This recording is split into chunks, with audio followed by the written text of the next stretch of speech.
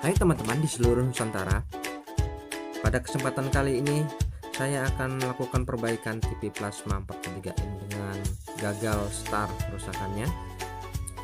Untuk itu saya melakukan percobaan terlebih dahulu biar teman-teman pada tahu gimana kerusakan TV plasma ini yang selalu gagal start.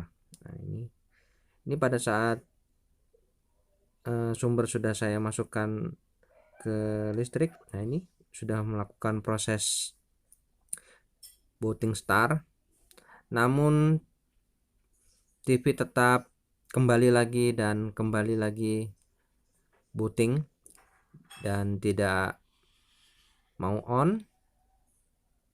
Layar selalu tampil gelap dan sesaat blank. Tidak ada raster sama sekali yang nampak pada layar kaca ini. Untuk kerusakan seperti ini memang kita perlu analisa yang lebih akurat biar tahu apa penyebab dari kerusakan TV plasma 43 in, yaitu PS43F4500. Nah, ini mereknya Samsung. Baiklah, saya akan melakukan terlebih dahulu membuka casing, dan jangan lupa dukungannya dan like ya teman-teman, supaya saya lebih bersemangat dalam membuat konten video ini yang bermanfaat buat teman-teman semua. Setelah saya lakukan pembukaan casing, nampak di dalam ya, ini adalah bagian dalam dari TV plasma, dan di blok ini terdapat rangkaian blok power supply dan blok Z sustain ya, sudah menjadi satu untuk tipe ini. Dan di bawahnya terdapat blok mainboard dan blok Ticon board ya, jadi satu juga di sini. Kemudian untuk sebelah kirinya di sini ada blok buffer, sudah menyatu dengan blok Y sustain-nya. Jadi untuk tipe yang 43F4500 sudah pada menyatu, beda dengan tipe yang lain yang terpisah-pisah. Jadi secara keseluruhan seperti ini. Dan untuk menentukan apakah kerusakan ini ada di blok power supply apa Z-sus-nya kira-kira ya, atau kerusakan di blok mainboard atau di blok Ticon-nya, apa mungkin kerusakan terdapat di blok buffer atau di blok Yesus 10-nya ya. Oke, kita belajar sama-sama dan kita akan cari sama-sama teman-teman untuk kerusakan seperti ini, yaitu gagal start booting. Saya menganalisa untuk kerusakan seperti itu, yaitu kerusakan ada di blok ini, blok Ticon board ya, dan blok mainboardnya ini. Jadi menurut saya kerusakan seperti gagal start itu terjadi karena terjadinya solderan yang kendor atau apa, korosi bisa jadi. Untuk kerusakan seperti itu kita langsung saja menuju ke titik sasaran, yaitu di blok ini, di blok mainboard dan blok Ticon. Kita akan melakukan resolder atau solder ulang pada bagian blok ini ya. Kita lakukan penyolderan pada bagian-bagian IC memori ya, yang sekiranya bisa kita lakukan penyolderan ulang. Dan untuk yang tidak bisa kita lakukan penyolderan tidak perlu, kita lakukan sebisa kita saja.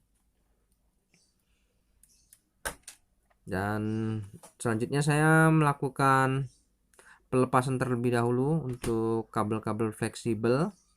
Nah, ini saya lepas dulu soket-soket yang menuju ke rangkaian blok mainboard dan Ticon ini. Saya akan melakukan penyolderan ulang pada bagian-bagian IC memori dan IC yang sejenis yang sekiranya masih bisa saya lakukan penyolderan. Nah, memang sangat kecil-kecil ya. Tapi untuk teman-teman yang tidak mau repot ya, mungkin bisa melakukan langsung penggantian mainboard ini langsung satu paket.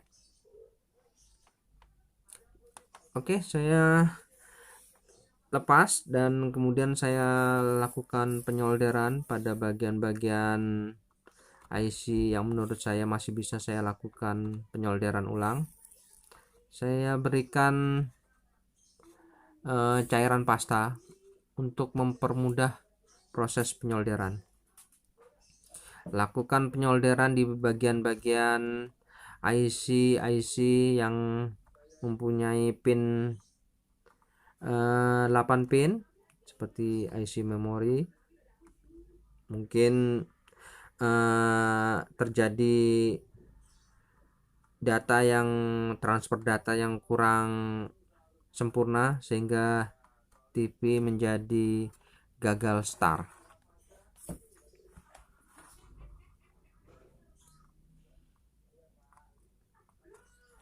Nah, ini saya melakukan penyolderan di bagian IC di daerah mainboardnya ini. Nah, yang pertama kita lakukan pengecoran langsung menggunakan timah, dan setelah sudah merata kemudian kita bersihkan kembali. Nah, kita solder semua yang kira-kira bisa kita lakukan penyolderan.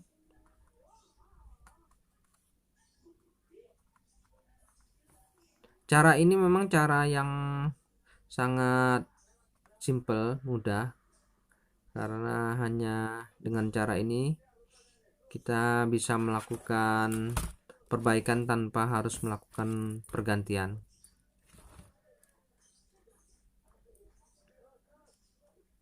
Nah, ini untuk IC memori untuk blok Ticonnya juga dilakukan penyolderan. Untuk penyolderan ini kita harus hati-hati dan perhatikan jangan sampai ada yang konslet antara pin-pin yang lain. Setelah semua merasa sudah kita solder yang kita mampu saja, kemudian kita bersihkan dengan menggunakan cairan thinner ya, kita kuas, kita bersihkan sehingga terlihat bersih, dan apabila ada solderan yang kurang sempurna akan nampak terlihat nantinya. Begini teman-teman, setelah saya lakukan resolder, dan selanjutnya kita tinggal melakukan pengetesan ya. Saya rakit dulu ya teman-teman, saya rakit dulu pada unit dulu. Nah, ini pemasangan fleksibel. Nah, ini jangan lupa.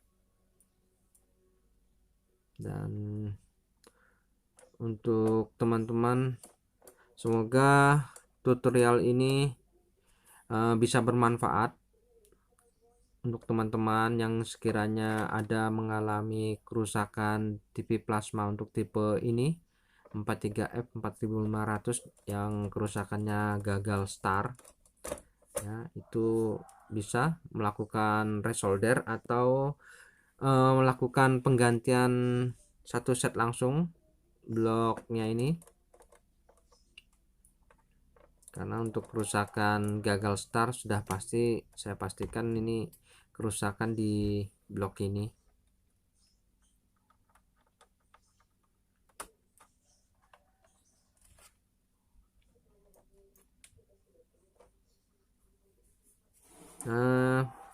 Oke, saya pasang kabel fleksibel yang menuju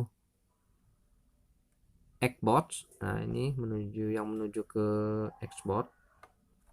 Nah, kemudian ini yang menuju ke Xbox juga, yaitu ke bagian bawah, dan ini ke Yesus stand-nya.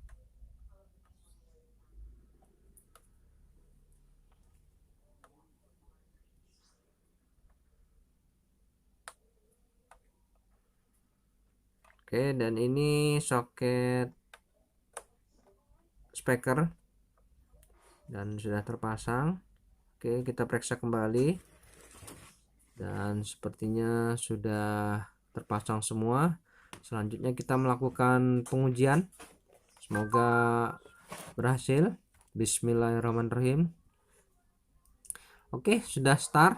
Lampu tikon indikator sudah kedap-kedip menandakan tikon bekerja normal. Oke, kita lihat hasilnya, apakah TV ini langsung start. Nah, itu teman-teman. Oke, TV sudah langsung start dan nampak restart sudah timbul, artinya start berhasil ya. Dan coba kita cek menggunakan gambar, kita colok. Oke, TV sudah start. Nah, langsung logo Samsung tampil dan gambar pun ada ya, sempurna ya teman-teman. Jadi untuk perbaikan TV ini kita hanya melakukan penyolderan ulang pada bagian-bagian IC memori, dan bisa juga kalau memang tidak mau repot kita bisa menggantinya. Oke teman-teman, sampai di sini dulu perjumpaan saya mengenai TV plasma, dan semoga kita bertemu kembali di lain video saya selanjutnya. Sampai jumpa.